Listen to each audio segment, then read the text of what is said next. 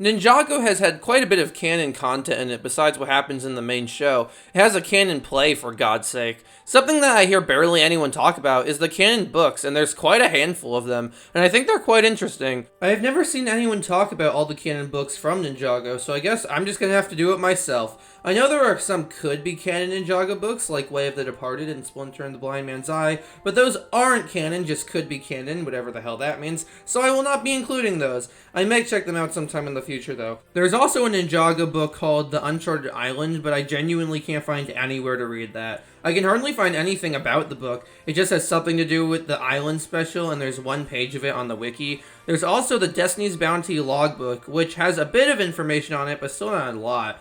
I know it's considered to be canon, at least according to the Ninjago wiki, and it's written by Soto before being taken over by the Ninja to write about their perspective on some events of the show, but that's about it. From my understanding, the book was never released in English. I've looked around and I can't find an English version of it anywhere. I only see it in Dutch. I know for a fact that Germany got it because of course they did. The Ninjago wiki also says basically nothing about it. The wiki does have a few translated pages on it, but I have no idea where those are from. The book was in a bundle that also came with a Wu minifigure and a little baby Destiny's Bounty build. This logbook did appear in the show in 2 episodes. The first in Pirates vs. Ninja, where Garmadon found it and accidentally brought Soto and his crew back to life, and the second appearance doesn't make sense. It appeared in Child's Play where Noble had it. Not sure how he would have gotten his hands on it, but it was most likely a continuity error by reusing book models. That covers all of the books I won't be going over today. If I missed anything else though, feel free to let me know. I guess this video should be called looking at almost every canon Ninjago book, but that wouldn't be as good of a title, now would it? Spoilers for all of these books ahead, although I doubt anyone is going to care. I won't be going super in-depth in a lot of these. I really just want to talk about my key thoughts and whether or not the book is good or not,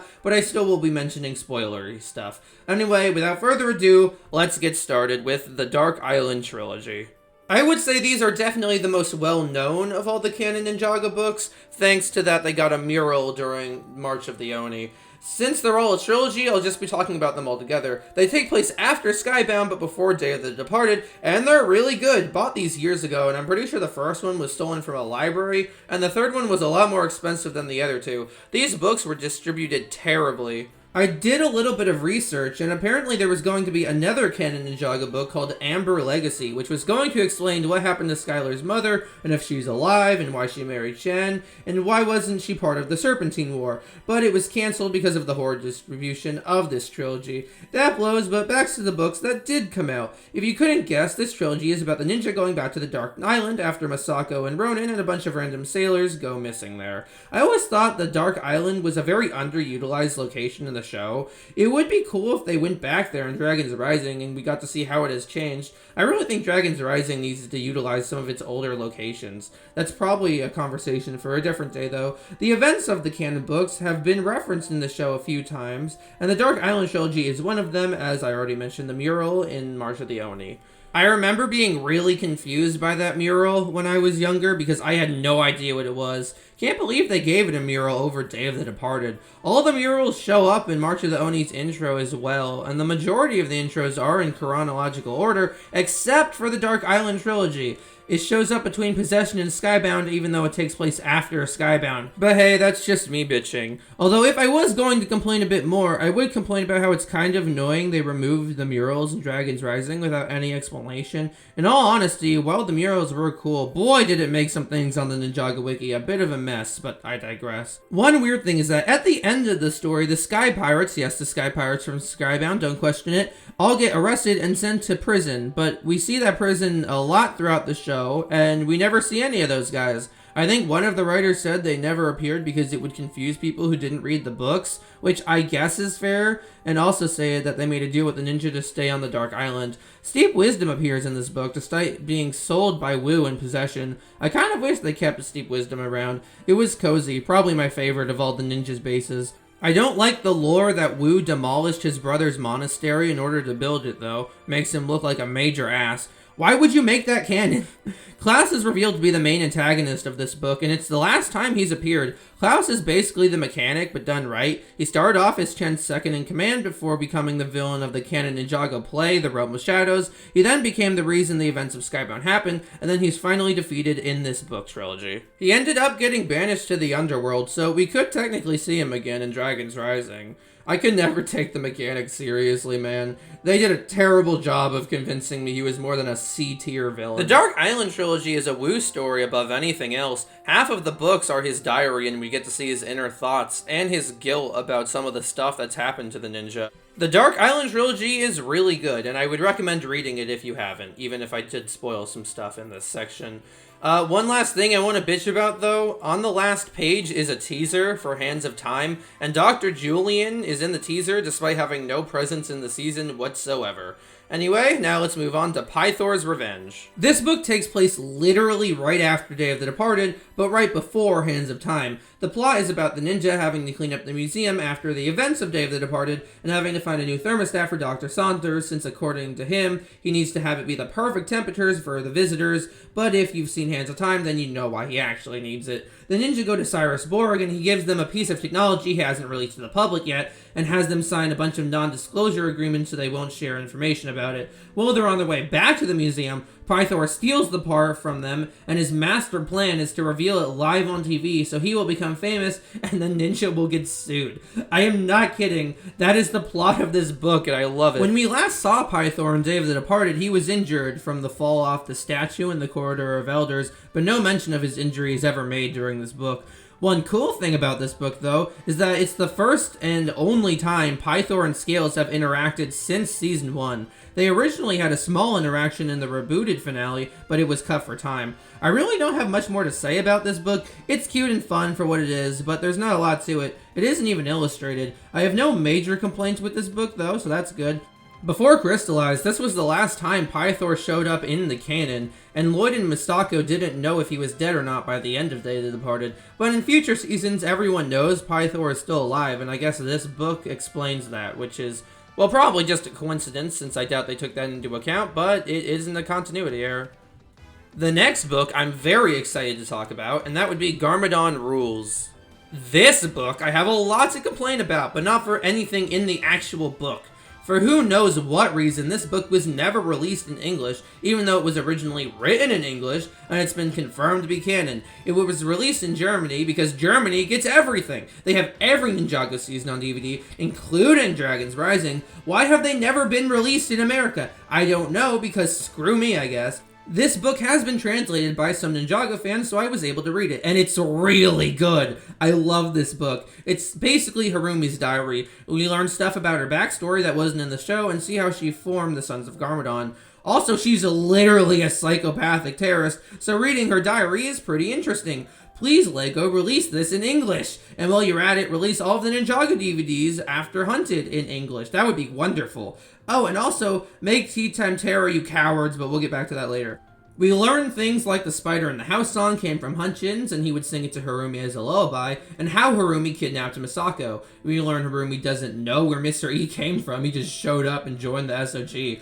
It really makes me sad they scrapped the idea that he was going to be Echo Zane. That would have been awesome. This book is probably the best book I'm going to talk about in this video. It's really interesting. It answers some questions we didn't get in the show. It develops Harumi even more before she was ruined and crystallized, but I won't go on that rant again.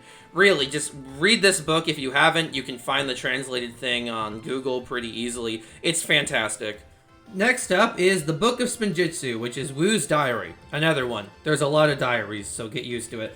It goes from since he was a kid all the way up to Hands of Time, and we get to see his perspective on a bunch of stuff from the show. A lot of it is just recap stuff, but there is new stuff in there as well. This book was actually the first time Forbidden Spinjitzu was ever mentioned, although interestingly, the story Wu tells in the book is different from the flashback we see in Season 11.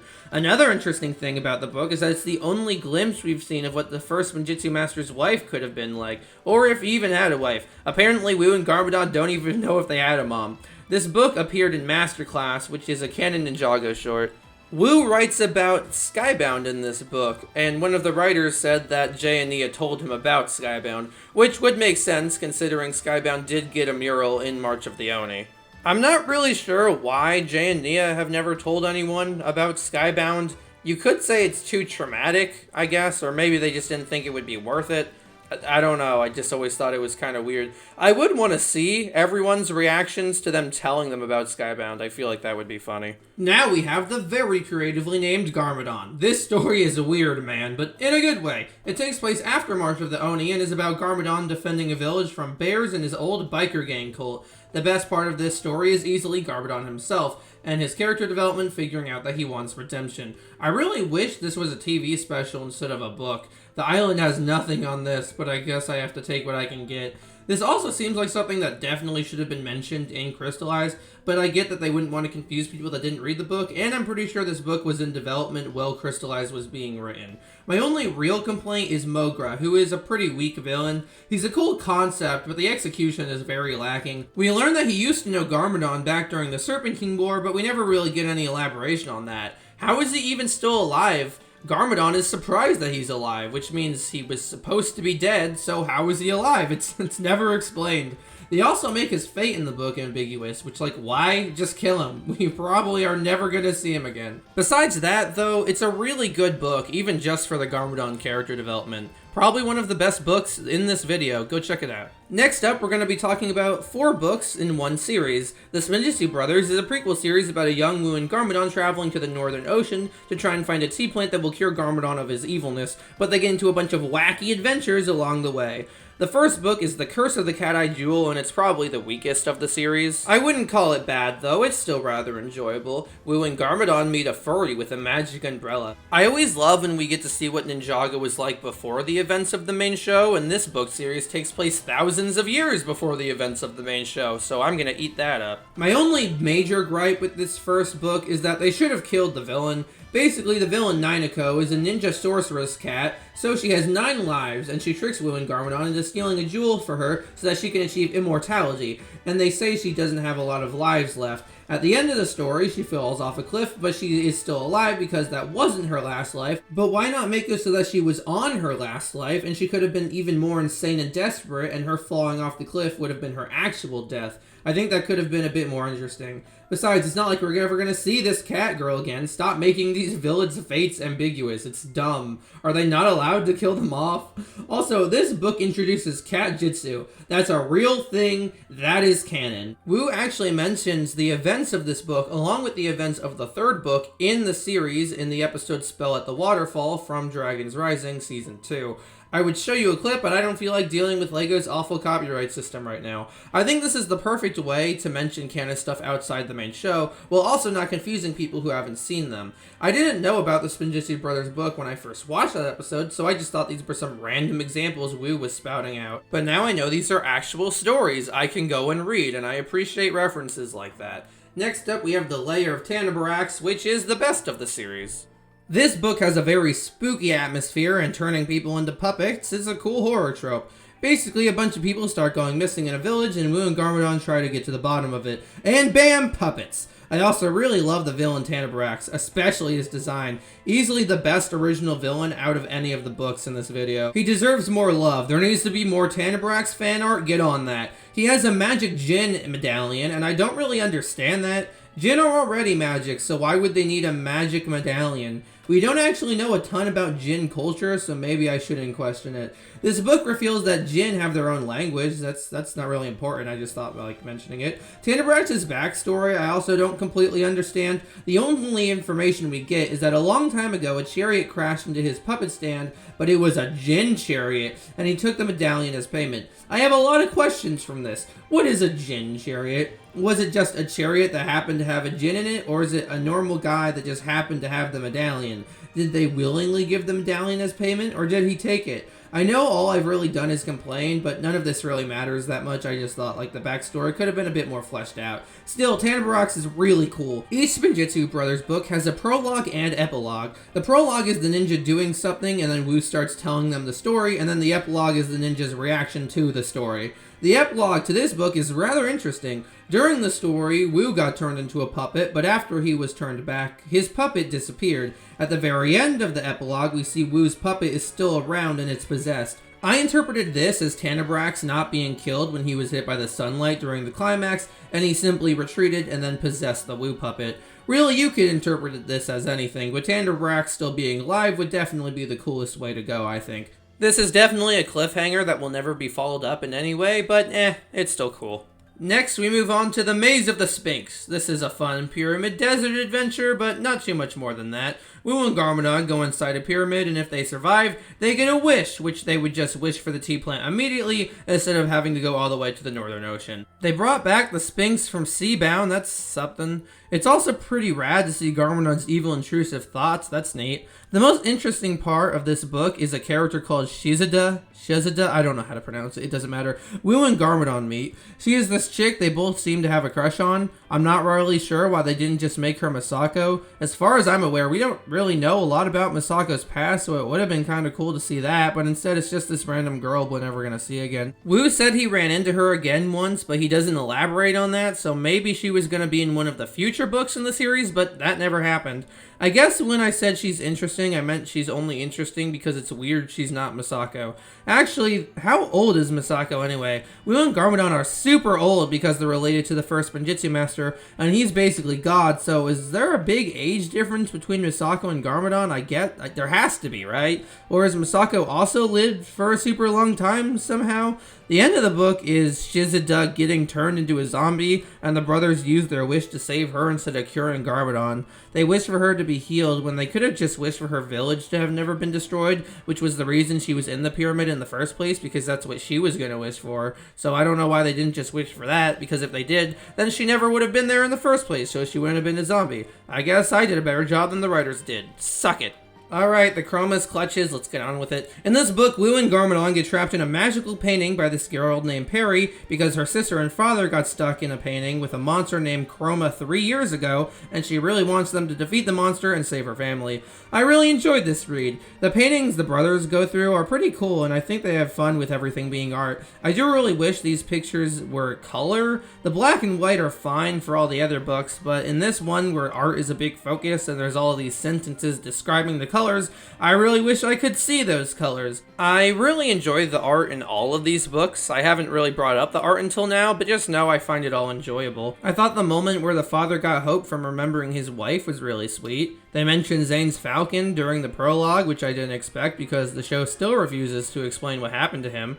My only major complaint with the story is Perry gets off the hook way too easily. She tricked and forced multiple people into the painting to fight the Chroma for 3 years, where they very much could have died, but she gets let off the hook completely because she was so sad and nobody happened to die. She faces absolutely zero consequences for her actions. I have 2 minor complaints. There's a magic deer that lives in the paintings, and when she's first introduced, she talks about how she wanted to live in the real world, but at the end of the book, she doesn't want to anymore, and I don't get why. There's no reason. Lastly, just like the lair of Tanabrax, this book also ends on a cliffhanger that will never be resolved, but whereas with Tanabrax, I'm cool with it because it's, well, cool. This one is just lame. Turns out that the magic paintings ended up in the Ninjago museum somehow, and the dark cloud started to form, which means the Chroma is still alive. Felt like a lame cliffhanger that was only there because they wanted a cliffhanger. Overall, though, I enjoyed the book. Now let's talk about the final book in the series, Tea Time Terror, except I can't talk about it because it doesn't exist. This final book never came out. It would have had to do with Wu and Garmadon presumably making it to the Northern Ocean and finding a stone castle tea brewery, which hopefully it would have had the tea plant they would need, but the tea at the castle would have had weird side effects. That's all we know about this canceled book, and it was canceled because it was replaced with a damn Dreams book. And that pisses me off because now, despite being canon and being mentioned in the show, we will never know how this story ends. Obviously, Garmadon doesn't get cured, but I still wanted to know what happened. I'm probably the only person in the world that cares about this. Something that I realized while writing this video is that in the canon shorts that take place between the pilot and season 1, we learn that Wu and Garmadon have a history with Samukai, and Samukai wants revenge, but we never learned what that history was or why Samukai wants revenge. Now, I don't think Samukai would have appeared in this book, but I think it's a fun idea that he could have been in it. Maybe that chick that wasn't Misako from the 3rd book could have been in this book. I guess we'll never know, though. Finally, we can move on to something that isn't part of the Spinjitzu Brothers series. Now we have the Book of Elemental Powers. It's an in-universe book created by Jake. It's exactly what it sounds like it is. Just going over all the elemental powers that were known up to when this book was released, which was Seabound. It doesn't really make sense that Jake would know all of this, but genuinely, who the hell cares? This book mentions the Ninjigma. If you don't know what that thing is, it's from Decoded, and we've never really known if Decoded was canon or not, and if this book is canon, I guess that means Decoded is canon. This book confirms that the Pyrovipers were ancient Hypnobrai, which was pretty obvious given their designs, but it's nice to have confirmation. There are a few continuity errors in this book, like it states that only Zane can use the Shurikens of Ice, which is false. Samukai used them in the pilot. March of the Oni also made that same mistake. Since this book is written by Jake, I guess you can chalk up any continuity errors as him making the mistake, but obviously those errors weren't intentional. This book references things that haven't been in the show in forever, like Elemental Shields, Elemental Dragons, Saint's Falcon again. I always find it kind of jarring whenever newer stuff references old stuff like that. I'm not against it, but it's always just a bit weird, I guess. The book also says that Cole can control sand. Has he ever done that? I genuinely can't think of any time he has, but I don't know. You just know nowadays, instead of Cole controlling sand, there would just be an elemental master of sand. Now we have Mother Earth, which is a comic from the Ninjago magazine. The Ninjago magazine doesn't really exist in my country, so I just had to look this up. This comic is about Misako telling Pixel about Cole's mom, and that's pretty much it. It's cute, but there's a decent amount of continuity errors in it, mainly with timeline stuff. I like that Misako and Pixel are in it. They're pretty underutilized characters in the franchise. They don't really do anything, but it's nice that they're there. Really, that's all I got for this one. There isn't much to talk about. Here we have Amber Spiral. Unlike all the other stories I have talked about, this isn't a book. It was a story published on Lego.com and the Lego Life app, and I wanted to talk about it because it would have felt weird not to. After Skylar has a dream of her mother that she believes to be a vision, she goes on a quest to find her with the help of Camille. I really like that Camille is here with Skylar instead of one of the more well-known elemental masters. It gives a character that we don't see a lot of time to shine. I do wish she did a bit more though. In the story, it's revealed that Amber is an artificial elemental power that was made by Skylar's ancestor using Chronosteel and a magic tree that isn't really explained because he was jealous of the elemental masters. Skylar's ancestor tried to steal Wu and Garmadon's powers, but instead his soul got eaten by a magic urn, and Wu and Garmadon thought that was pretty gnarly, so they locked the urn in a tomb. Turns out Skylar's dream visions were just her ancestor wanting her to find him so that she could free him, and then Skylar would take his place. Skylar sends him to the departed realm and lets go of the idea of ever seeing her mother again. This was a cute, fun story, and I think it did a good job of giving Skylar some depth. Here we have the quest for the lost powers, which despite never being mentioned in the show, the events of this book are kind of important. At the end of Crystallize, the original four ninja lose their elemental powers, and then in Dragon's Rising, they just have their powers back. This book explains how they got their powers back.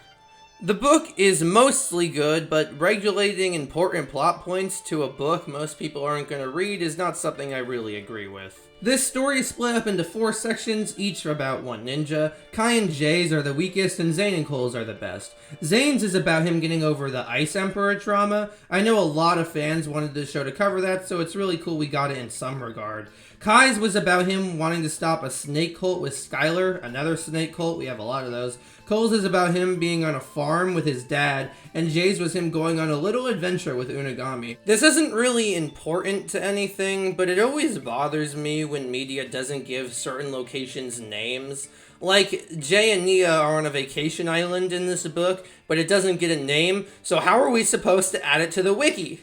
I know it's dumb, but it annoys me. Or like in the Puppet Spinjitzu Brothers book, the name of the village doesn't get a name. It just gets under my skin. Lastly, Pixel is friend-zoned in this book. Despite her and Zane dating, she's only described as Zane's best friend. Damn. Next up is Tales from the Merged World, and this is... oh my god, this book is so boring. This is by far the book with the least to it. It adds nothing to the world. Nothing. Every other book we will talk about in this video at least adds something to the Ninjago universe. This is like... I don't even know how to describe it. This book is just so nothing. It's so boring. The most interesting thing in this book is the Clutch Powers section, just because it's a character we haven't seen in Dragon's Rising yet. But his section doesn't even have an ending. He just falls in a hole and it ends. The rest of the sections aren't much better. Aaron and Sora do a race, and Kai and Lloyd stop submerged quakes. That's it. That's it. That's the whole book. I hope you're happy. Here we have the new heroes, and thankfully this is a lot more interesting than the last book. Like the last one, it's separated into 3 sections. The first one is about Sora being in school, and that one's pretty boring, but the other ones are more interesting. The second story is about how Ryu was captured by the Claws of Imperium before the first episode of Dragon's Rising. Ryu can talk in the story, which is really weird. Well, it isn't really talking, it's more like we get to see his internal thoughts, but it's still a bit odd. He can also talk to bees and frogs, so that's canon, I guess. The last story is about Wildfire's CareBot, of all things. Though short, the reading actually made me care about the CareBot, and I hope we see it again in the show sometime. Interestingly, the book says Wildfire and the bot are from a different planet and they crash-landed into the wildness. This could be assumed since we know that they crash-landed, but you could also just assume they landed from somewhere else in the wildness and not a different planet. I don't think any of this was ever said in the show, although I could be wrong. Space is not something that's been explored in Ninjago since rebooted, and it's never really been explained how it works in context to the realms. Though this book is apparently canon, I would still take this with a grain of salt, but it is interesting no matter the case. I'm so glad this book is more interesting than the last one. Next up, we have another diary. This is Mysteries of the Merged World, and this is Lloyd's diary, and it recaps the events of Season 1 and Season 2 Part 1 of Dragon's Rising. This book is really lame. We've read diaries before that were mostly just recap, but this one really is just recap. Wu's diary in the Book of Spinjitzu was mostly recap, but we got to see his unique perspective on events that happened, as well as some new information on his childhood. Lloyd's diary does nothing of the sort. We don't get to learn anything new about him. It's just a recap. At one point, Moro is mentioned, and I really wish they had gone more in depth with that. Maybe have Lloyd write what it was like to be possessed by Moro and see how maybe he's not over it yet. I don't know, I feel like there's some potential there. That wouldn't have been necessary, but I feel like they really could have tried to go that extra mile to give us something new. At one point, Lloyd mentions Jinn, but I'm not really sure how he knows what those are, considering he doesn't remember Skybound. It's entirely possible he learned about them from somewhere else, but we don't know that. Lloyd talks about Bonzo's backstory, and instead of saying the departed realm, he says the realm of the departed. Those are Bonzo's words, not him. It really goes to show how much of a blatant recap this is. And again, it's not bad. It's a fine recap. I just really wish it was a bit more than that. If you're gonna make it Lloyd's diary, have a bit more fun with it. There are a few things that this book confirms, though. It confirms that Vinny survived the merge, so that's something. It confirms that Egalt is an ice dragon, apparently. I'm pretty sure this is the first time Noct being a wolf was ever mentioned.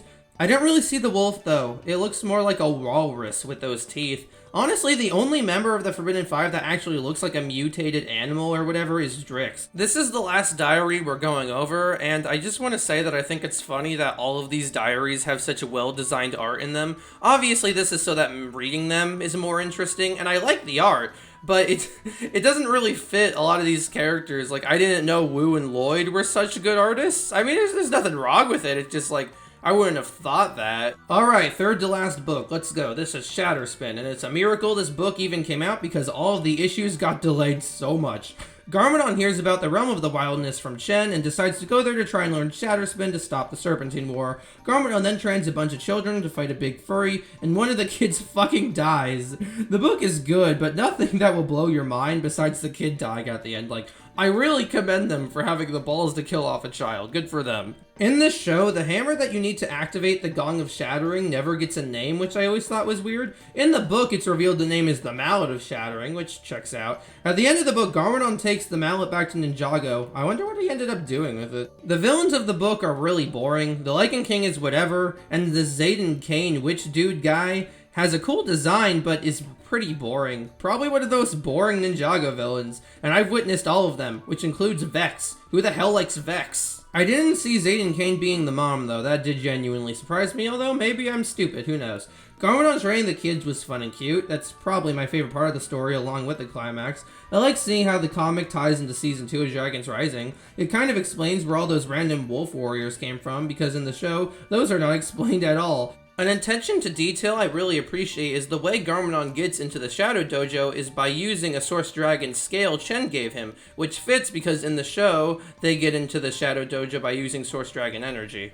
Alright, second to last, Wildfire Return to the Wildness. This is a 3-page comic that was made to go along with all that wildfire stuff that happened between episodes 10 and 11 of Dragons Rising Season 2, like those shorts and the audio logs and those weird social media stuff they did. This comic isn't a complete story since it's really just supposed to be an introduction to all that stuff, but it serves its purpose. Wildfire is grieving Kai, so she goes to the wilderness and she takes care of some baby dragons. I would highly recommend listening to those Wildfire audio logs. I never hear anyone talk about them, but they're probably the best example of grief in the whole franchise. Here we are, Strike of the Serpentine, the last book we have to go over today, and it's definitely a juicy one. After all these years, we finally get more insight into the Serpentine War, and it's really cool. It's awesome seeing the glimpses of the war we saw from the show, but given additional context, plus all this new stuff we didn't know about before. It's very clear that the writers did their homework, which I appreciate. They fixed some inconsistencies from the show, which is really nice. This book ties into both Garmadon and Shatterspin, which makes sense because the Serpentine War was also relevant in both of those stories.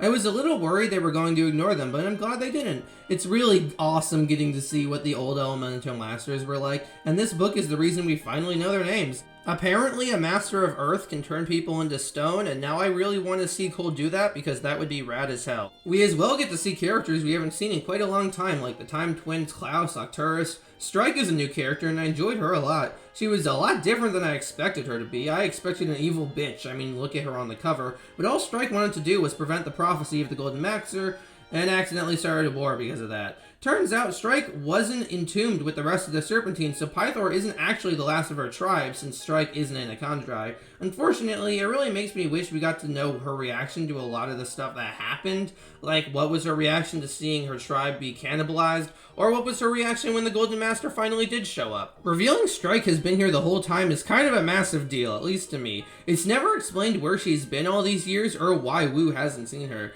That does bring me to one of my big issues with this book, and that it's very rushed. This book needed to be double the length to fully cover everything it needed to. At the beginning of the 3rd chapter, there's a montage of a bunch of battles that we only get to see glimpses of, and I really wish we got to see those in more detail. Most of the book is about the Anacondrae, and I know they were the main tribe in the war, but it sucks seeing the other tribes get pushed to the side so much. And even the Elemental Masters, I wanted to see way more of them. And important plot details are just glossed over. We don't get to see how the decision was made to lock away the tribes in tombs, or Strike's reaction to that. There also feels like a lot of missed potential with certain things. For example, this book would have been the perfect way to explain the giant Anacondrae serpent from the Tournament of Elements, because that was never explained in the show. Why does it exist, and how did it end up on Chen's Island? Mogra shows up, and I was super happy to see they included him, but it's only a very small cameo with no speaking lines, so we still don't know anything about his backstory.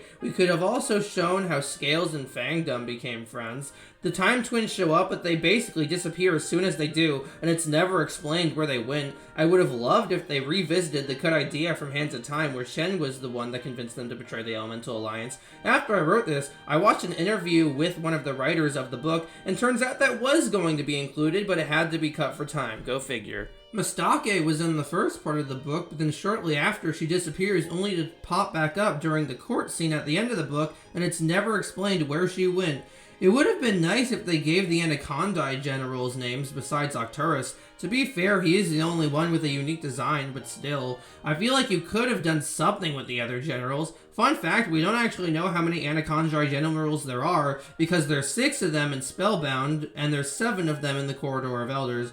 Maybe they could have explained that by having one of the generals get banished before, or earlier, or after the other ones? I don't know, it doesn't matter. Food for thought, I guess. I can't help but feel this would have been the perfect time to explain why Pythor looks so different from the other Anacondrae. Maybe have someone mention that he had a birth defect or something. There's an issue I have with this story, but it's not really the book's fault, it's more Hands of Time's fault. This book reveals that Cole's grandfather didn't actually turn against the Elemental Alliance, and it was actually Klaus controlling him. This makes sense, as in the flashbacks in Hands of Time, Cole's grandfather is with the rest of the Elemental Masters celebrating after the war. My issue with this is that it takes away from Chen's whole thing of manipulating people and getting them to turn against each other. It having been mind control the whole time is really lame. Perhaps instead, Cole's grandfather could have been persuaded to betray the Elemental Alliance by Shen, but then later have a redemption and rejoin them. The problem is that would need a lot of time to be done well, and that is time the book does not have. How the sacred flutes worked is also changed. That instead of just mind controlling all of the Serpentine, it apparently only mind controls the evil Serpentine, and Strike isn't affected by it, so I guess she was the only not evil Serpentine? It's really stupid. I don't know why they changed it. It's dumb, and it makes no sense. Two things before we wrap up.